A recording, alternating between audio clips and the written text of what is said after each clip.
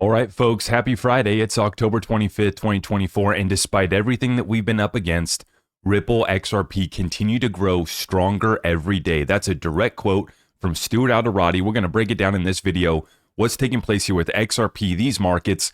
And of course, we have an updated response to Ripple having to go through with this appeal process in the SEC. Let's get right on into it, folks. It's Friday. The markets are back up. Hope you're enjoying it. Take a look at it.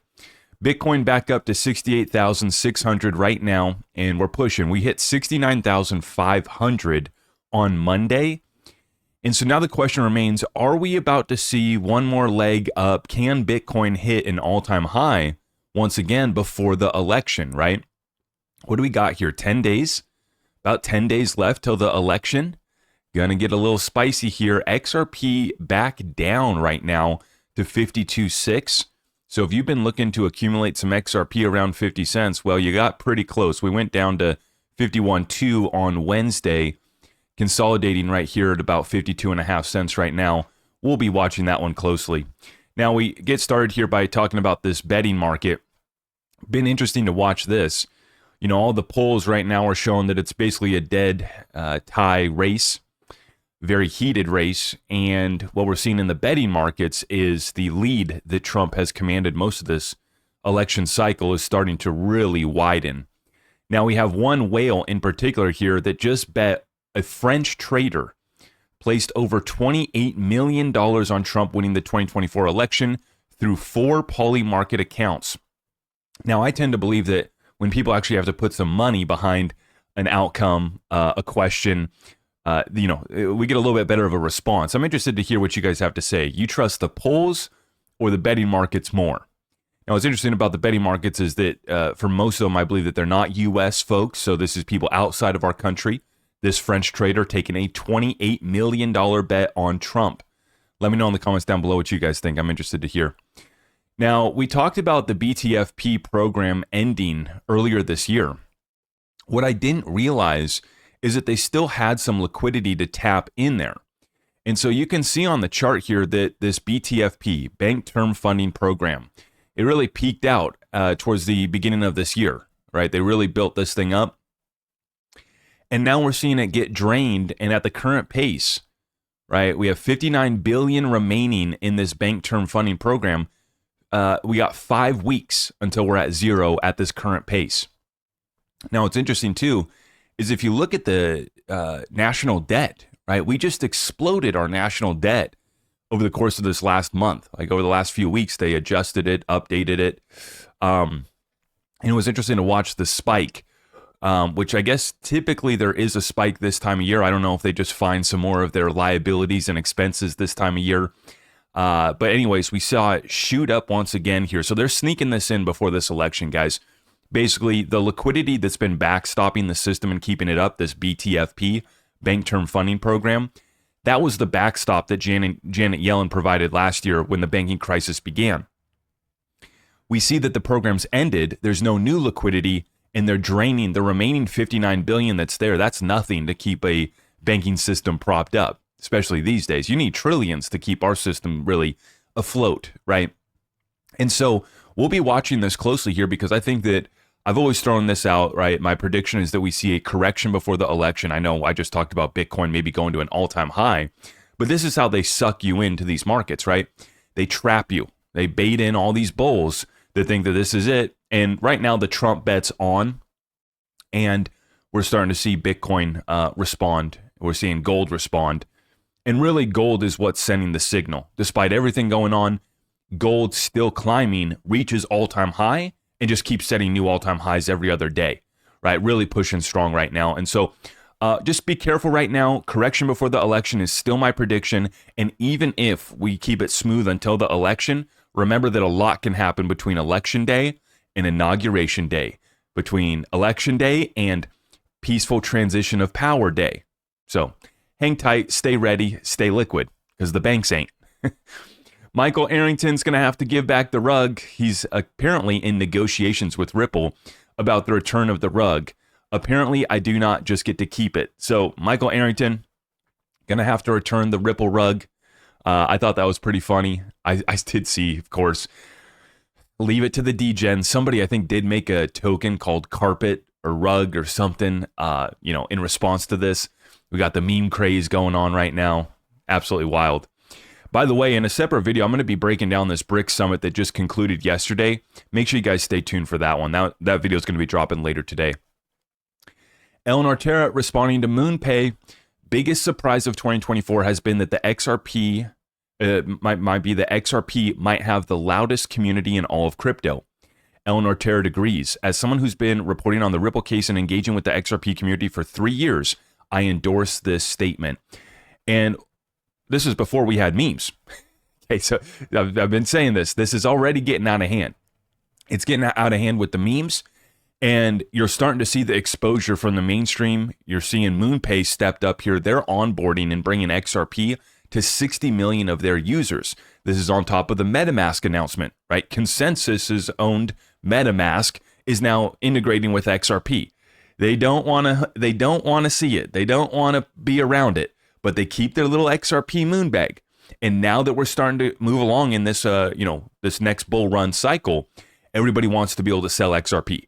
Everybody wants to be able to, custody your XRP. They're going to try to offer you a yield. They're going to try to tell you a story. I'm telling you, from the largest exchanges all the way down to the little meme coin, pump it up, bro, that's got a coin and a story to tell you. Everybody's trying to take your XRP. Everybody wants to get in on this action. Everybody wants a little bit of this money. And especially the meme coin bros are starting to figure out that the XRP boys and girls, ladies and gents, we range from youngins all the way up to old dogs that still got a little bite left in them. And I'm talking about dinero. We ain't like these other crypto kids. We actually got some wealth, that we've accumulated, and they're starting to figure that out. Everybody's showing up and they want XRP Army attention and they want XRP Army bags. So you need to protect yourself. Speaking of protecting ourselves against a uncontrolled regulator, we have Stuart Alderati breaking down the response, Ripple filing their Form C, listing the issues we plan to raise on our cross appeal. A few things to keep in mind as we move forward. This case is not about whether XRP in and of itself is a security. XRP is uniquely situated as having clarity alongside Bitcoin in not being classified as a security. The SEC is not challenging that ruling, which stands as the law of the land. Very important for everybody to understand. And I think that people are getting it, right? Now, obviously, XRP hasn't shot up on this news that the appeal isn't about XRP. That's because most crypto kids don't know how to read and understand what's taking place in the legal. They don't do any legal due diligence on their investing in meme coins, right? So really, the crypto kids just don't get it. But they invest in it no matter what's happening, right? These guys just want to go find money. But the point being, we got to continue to reiterate this and remind folks through any FUD, anything that, people trying to say that XRP is going to miss this bull run. I already stated it. I'm not making any excuses for XRP from here on out, right? We got clarity. This is the law of the land, and Ripple's still adding partners. They're still building out. And as I titled this episode here tonight, and I'm going to show you here, Ripple continues to grow stronger every day. XRP has clarity. There's no more excuses. We're past that point. It's time to see XRP perform. And I think that it will. I want to be clear about that. I think that it will. But we're going to have to remind folks that this case is not about XRP going forward. The appeals court reviews the record that has already been set, and we have a great record. The SEC can't submit new evidence or ask us to produce more, meaning there won't be all the drama we had in the litigation when we fought over the documents. And it's funny because we're still having to file lawsuits and Freedom of Information Act requests just to get information out of the SEC and figure out what the hell's been going on. As we go through this process, please remember that the SEC's broader strategy is to try to create distraction and confusion for Ripple and the industry. But honestly, it's just background noise now. The hard part of the fight is behind us. Ripple's business is growing and getting stronger every day, even as this appeal process plays out. And that's why I wanted to title this video. This is just to remind everybody, despite this case going on, despite everything going on, Ripple's saying that their business is growing and getting stronger every day. XRP has clarity. There are no more excuses. If not to say that XRP won't be suppressed. I'm just saying that I'm going to be upset if it is, which, at the end of the day, we're just waiting, right, to see activity on the ledger pick up, whether that's going to be the meme coin craze taking us there. I don't think that's going to take us very far. It is building, it is adding, and it is bringing liquidity and users from other chains. That's good. We're burning XRP. We're locking XRP, right? Whether these meme coin traders want to treat XRP like a reserve currency or not, that's their own prerogative.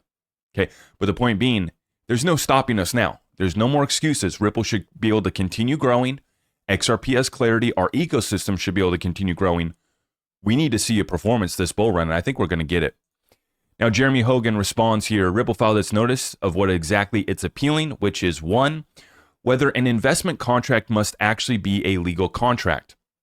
In my opinion, Ripple is bringing this issue to the appeals court mainly for the benefit of the crypto space in general, because Ripple's direct sales of XRP were the subject of actual contracts, and even winning on this issue wouldn't help Ripple from having to pay the $105 million judgment against it.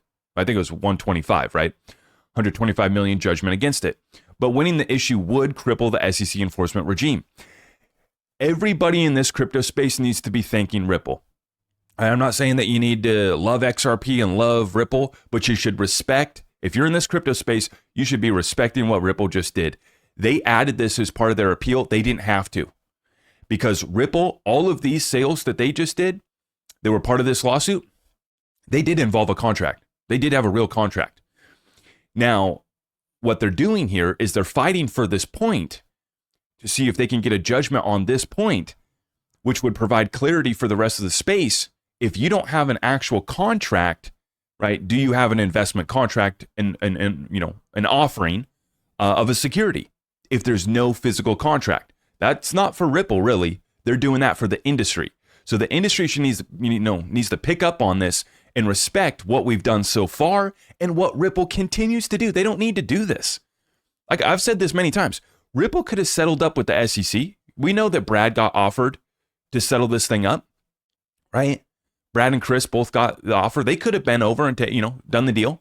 They could have given up, but they continued to fight on behalf of the industry, and they're continuing to fight on behalf of the industry. So that's the first point, whether an investment contract must actually be a legal contract. 2, whether Ripple actually sold XRP as an investment contract at all. This allows Ripple to re-argue all of the basics of the Howey test. So on this point, Ripple's going to acknowledge that yes, we have contracts, but is this an investment contract, or is this just basically a purchase agreement, a buy-sell order, right? Ripple's fair notice defense is brought back to life. That's point 3. So they're going to bring back up fair notice defense, and I think that they have a pretty strong case there. Most interesting to me, Ripple appeals whether the injunction is specific enough when it basically says, follow the law. This seems quite common in securities laws cases, but really makes no sense as an injunction. It also indicates that Ripple would rather not have that injunction hanging over its business. Now, I'm glad that Jeremy Hogan explained that and, basically confirmed what I thought of when I read that injunction. When I read this, I was like, it's basically like the cop telling you, hey, this is the speed limit. Don't go above the speed limit. It's like, okay, well, yeah, that's the law. Everybody knows that. It's very obvious. In the injunction, it just said, don't violate Section 5 of the securities laws again. It was just like so generic. Follow the law, please. That's not an injunction, but it does kind of add a little bit of confusion and a burden. And so I'm glad that Ripple is going to, try to get a little bit of clarity on this. What kind of injunction? You need to point to exactly which contracts were investment contracts, and you could place an injunction on doing those types of sales again. But why should we have a broad injunction of don't violate Section 5? It's just unnecessary.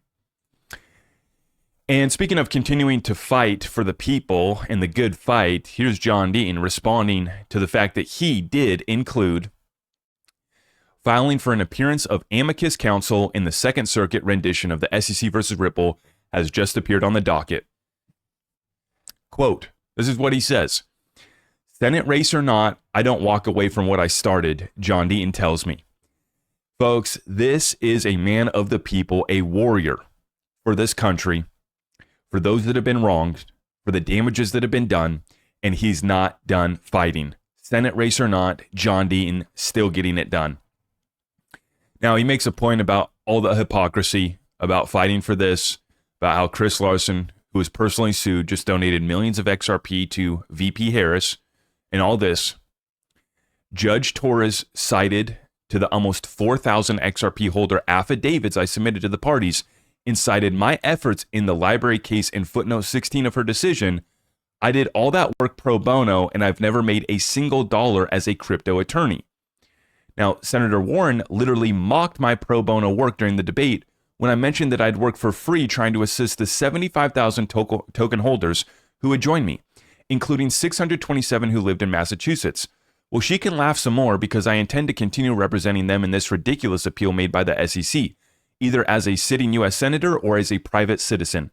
Someone has to speak for token holders, and it's an honor for me to continue to be that person because America must be a leader when it comes to innovation. All of this to say, right, XRP's in the clear. We're going to continue the fight. And we talked about this, right? We're here for a level playing field for our country. This is bigger than XRP. This is bigger than crypto. This is about regulatory capture. We have a new digital asset, new class of asset, right, that they're trying to capture. We also see that they've already captured and corrupted, and it is absolutely disgusting what has been committed in our capital markets by our regulators. They allow the biggest frauds to come IPO in our country and dump on our retirees and our pension funds. And these are the most fake, fraudulent IPO companies that they've allowed to come in and dump on U.S. investors and primarily retirees and pensioners. Meanwhile, when we got a legitimate player trying to play by the rules, it's all-out attack. Why? Because XRP was the biggest threat. And despite all this, bringing it back to the point, Ripple and XRP continue to grow stronger every day. We know XRP's in the clear. No more excuses. XRP is going to continue to shine in this bull run. Not only do I think that we're going to see some significant gains, I think that we're about to set the standard when it comes to all these different utilities, all these different use cases for blockchain.